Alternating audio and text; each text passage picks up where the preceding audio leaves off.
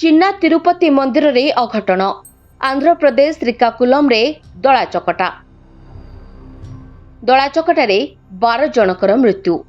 भगवान को दर्शन करने को आसी चलीगला जीवन।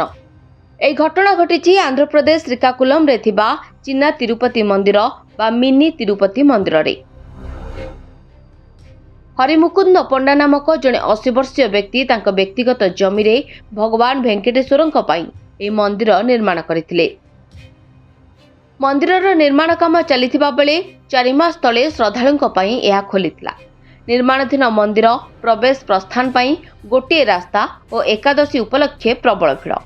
आंध्र प्रदेश श्रीकाकुलम स्थित श्री वेंकटेश्वर स्वामी मंदिर रे होइथिबा दलाचकटा घटना परे मंदिर को नहीं गोटे बड़ तथ्य सामना को आसिछि।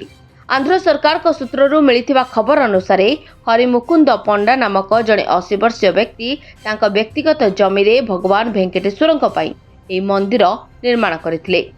मंदिरर निर्माण काम चलिथिबा बेले 4 मास तले श्रद्धालुंक पई एहा खोलिथिला। तिरुमाला रे थिबा विराट काय श्री वेंकटेश्वर स्वामी मंदिर ढांचा रे एहाकु निर्माण करा जायछि।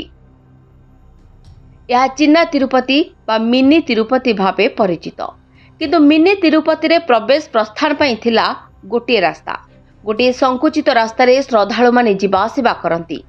एकादशी पूजा पई प्रबल भिड़ मंदिर रे होइथिला। मुख्यमंत्री एन चंद्रबाबू नायडू को कहवा कथा जे जदि भिड़ संपर्क में पुलिस को आगुआ सूचना दि जाइथांता ताहाले सेमाने भिड़ परिचालना पई आवश्यक पदक्षेप ग्रहण करिथांते। से कहते पूर्व योजना जोगु आमे बात्या बेले जीवन रक्षा करि पारिथिलु।